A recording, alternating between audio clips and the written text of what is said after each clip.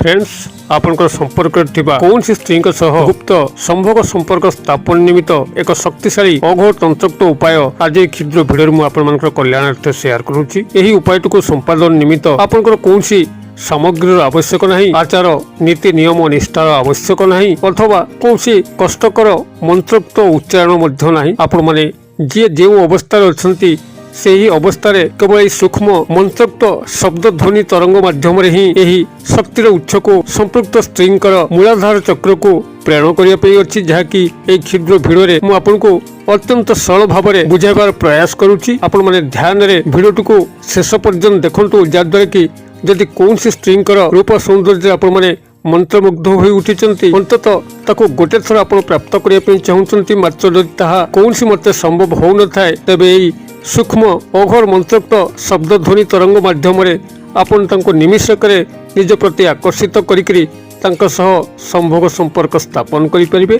एही चमत्कार अघोर शब्द ध्वनि तरंगर उपस्थापन पूर्व आपन क्षुद्र निवेदन, जदि आपण आज प्रथम बार करिकरी चैनल रे प्रवेश करिसंती, एही भली कंटेंट रे आपनको रुचि रहउची तेबे चैनल कड़े थिबा लाल कलर सब्सक्राइब बटन क्लिक करी बेल आइकन क्लिक करी एवं ऑल नोटिफिकेशन उपर क्लिक करी चैनल को सब्सक्राइब कर नियंतु, जेभली कि आम जिते आपण सेवार यही तंत्रमंत्र भिडियो अपलोड करूँ तार सर्वप्रथम नोटिफिकेशन आपण पाखे पहुँचो एवं से सब को आपण सर्वादूर देखिक किसी ज्ञान आहरण करेंगे। तेज फ्रेंड्स एवं नजर पकड़ा शक्तिशाली अघोर मंत्रोक्त शब्द ध्वनि तरंग जहाँ मध्यम कि आपण कौन स्त्री जे कि आपंकर संपर्क भितर अच्छा आपंकर कथबार्ता चली भाव विनिमय चली, मात्र संभोग संपर्क स्थापन हो पारना जहाँकि आपंकर मन भितर अच्छी बेसी नहले भी गोटे थर ताको आपण प्राप्त करने चाहते, से स्त्री को आपण यही गुप्त शब्द ध्वनि तरंग प्रेरण करी आपण तांको निजर करि परिबे, तांको सह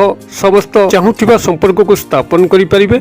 एही गुप्त अघोर मंत्रोक्त शब्द ध्वनि तरंग को प्रेरण करिबा से बोली दुर्ह व्यापार नुहे। केवल भिडियोटी को ध्यान सहकारे बुझंतु केउ बोली भाबरे आपण कई गुप्त शब्द ध्वनि तरंग को प्रेरण करिया पे अछि। एही शब्द ध्वनि तरंग जहाँकि अघोर मंत्रोक्त शब्द ध्वनि तरंग अटे, मात्र 3 गोटी शक्तिशाली स्वयं सिद्ध शब्द को लेकरी यही गुप्त अघोर मंत्रोक्त शब्द ध्वनि तरंगर सन्निवेशित आपको यह सिद्धि करिवार आवश्यक नहीं, साधना करिवार आवश्यक नहीं। केवल निशार्थ समय जितेबाला आपंकर वातावरण कोलाहलमय मुक्त हो जाउची, सबुआडे परिवेश शांत स्निग्ध परिवेश रे भरी जाउची, यही भली निषाद समय आपण यह प्रेरण करने अच्छी। आपण मैंने जेकोसी रात्रि प्रेरण करें, कौन निर्दिष्ट बार तिथि नक्षत्र आवश्यक नहीं, मात्र जदि आपण मैंने खर बार युक्त प्रयोग करती अर्थात मंगलवार किंबा शनिवार निषाद आपन को चमत्कार फल मिल, तेबे जेकोसी निषाद समय आपण मैंने शक्तिशाली अघोर मांत्रिक शब्द ध्वनि तरंग को तांकर मूलाधार चक्र को ही प्रेरण करने अच्छी। आपनकर मूलाधार चक्र जहाँकि आपनकर गुप्त अंश गुप्तांग सेठारे आपनकर 2 हस्त पापुली को रखिकरी तांकर मूलाधार चक्र को आपनकर मानस पट्टे रखिकरी यही शब्द ध्वनि तरंग को प्रेरण करने अच्छी। शब्द ध्वनि तरंगर एक स्वतंत्र महत्व रही जहाँकि शक्तिशाली भाव में कार्य करें। जितेबाला सागर उपर ढेउ उठाए तरंगायित ढेउ से जुआर बहुत किसी शक्ति संबलित होता है एवं यही जुआर आपंकर बहुत शक्ति उत्पन्न होता है। से भाव में जदि शब्द को जल हिसाब से नेबे एवं जुआर को शब्द ध्वनि तरंग हिसाब से नेबे आपंकर यही शब्द ध्वनि तरंग बहुत किसी शक्ति प्रदर्शन करें। तेज या सठिक विधि मत ही केवल प्रेरण करने अच्छी, जहाँकि यही क्षुद्र भिडियो मुझे शेयर करुँच। जदि ब्रह्मनाथ ओम को विचार करेंगे, ओम हूँ आपंकर गोटे शब्द, मात्र जो ओम को आपण मैंने मंत्रोक्त ध्वनि रे परिणत करेंगे आपंकर यही भली हम ओम ओम ओम ये गोटे शब्द ध्वनि तरंग आपंकर परिणत होउची एवं यही शब्द ध्वनि तरंगर आपंकर ओम शब्द ठारू शक्ति अधिक।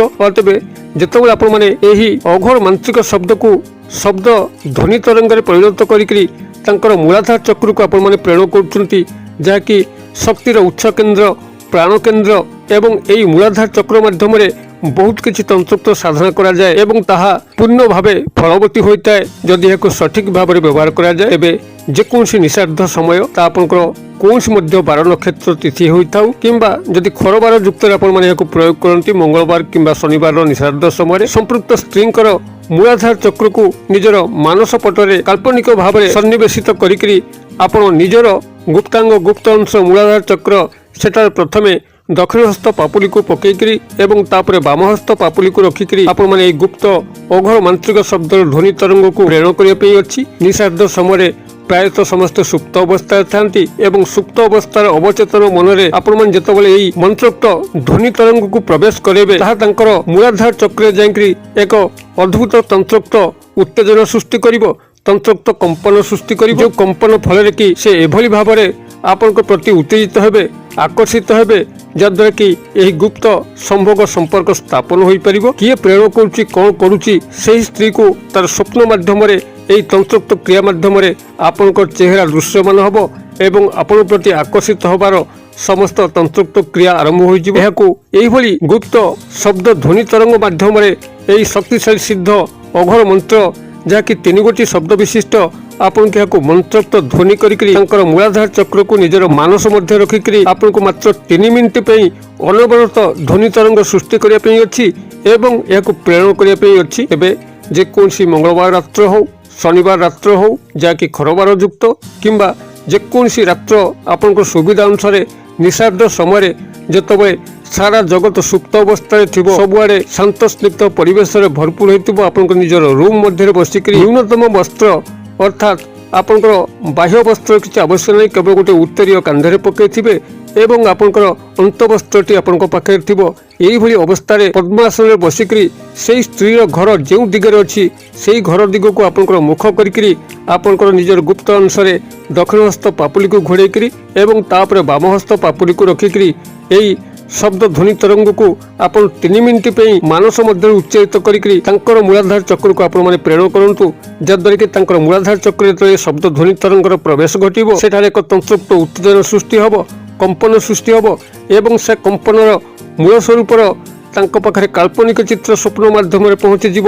କିଏ ତାଙ୍କୁ ଡାକୁଛି, କ'ଣ ପାଇଁ ଡାକୁଛି, ଏ ସମସ୍ତ ବିଷୟ ତନ୍ତ୍ରୋକ୍ତ ସ୍ୱପ୍ନ ମାଧ୍ୟମରେ ତାଙ୍କୁ ଅବଗତ ହେବ ଏବଂ ତା ପରଦିନ ସକାଳୁ ଯେତେବେଳେ ରାତ୍ର ପାଉଛି ତାଙ୍କର ଚେତନ ମନ ମଧ୍ୟରେ ଅବଚେତନ ମନର ରିଫ୍ଲେକ୍ସନ ଘଟିବ ଏବଂ ସେ ଆପଣଙ୍କୁ ମନେ ପକାଇବା ପାଇଁ ଲାଗିବେ, ଆପଣଙ୍କ ପ୍ରତି ଦୁର୍ବଳତା ସୃଷ୍ଟି ହୋଇଯିବ ଏବଂ ସେ ଆପଣଙ୍କୁ ଆସି ଦେଖା କରିବେ। ଯଦି କଲ୍ ବ୍ଲକ୍ କରିଥାନ୍ତି ନିଶ୍ଚିତ ଆପଣଙ୍କୁ ଅନବ୍ଲକ୍ କରିକି କଲ୍ କରିବେ, ମେସେଜ କରିବେ, ଆପଣଙ୍କର ଗୁପ୍ତ ସମ୍ଭୋଗ ସମ୍ପର୍କ ସ୍ଥାପନର ସମସ୍ତ ଦିଗ ଉନ୍ମୋଚନ ହେବ। ତେବେ ଏହି ଶକ୍ତିଶାଳୀ ଅଘୋର ମାନ୍ତ୍ରିକ ଶବ୍ଦଟି ଏଠି ମୁଁ ଆପଣମାନଙ୍କର କଲ୍ୟାଣାର୍ଥେ ସେୟାର କରୁଛି। ଆବଶ୍ୟକ ସ୍ଥଳେ ବନାନ ଡାକି ଦେଉଛି, ଆପଣମାନେ କାଗଜ କଲମରେ ଟିପି ନିଅନ୍ତୁ। କେବଳ ଏହାକୁ ମୁଖସ୍ଥ କରି ନେବାର ଅଛି ଏବଂ ଯେଉଁଭଳି ଭାବରେ କହିଲି ଗୁପ୍ତ ଶବ୍ଦ ଧ୍ୱନି ତରଙ୍ଗ ଏହି ମନ୍ତ୍ରୋକ୍ତ ଶବ୍ଦକୁ ସୃଷ୍ଟି କରିକିରି ତାଙ୍କର ମୂଳାଧାର ଚକ୍ରକୁ ଏହି ନିର୍ଦ୍ଦିଷ୍ଟ ନିଶାର୍ଦ୍ଧ ସମୟରେ ପ୍ରେରଣ କରିବା ପାଇଁ ଅଛି। ଆପଣଙ୍କର ଏହି ଅଘୋର ମାନ୍ତ୍ରିକ ଶବ୍ଦ ଯାହାକି ସ୍ୱୟଂସିଦ୍ଧ, ଖୁବ୍ ଶକ୍ତିଶାଳୀ, ଖୁବ୍ ପ୍ରଚଣ୍ଡ, କସ୍ମିନ କାଳେ ବିଫଳ ହୁଏ ନାହିଁ। ଯେତେବେଳେ ଏହାକୁ ଗୁପ୍ତ ମନ୍ତ୍ରୋକ୍ତ ଶବ୍ଦ ଧ୍ୱନି ତରଙ୍ଗରେ ରୂପାନ୍ତରିତ କରିକିରି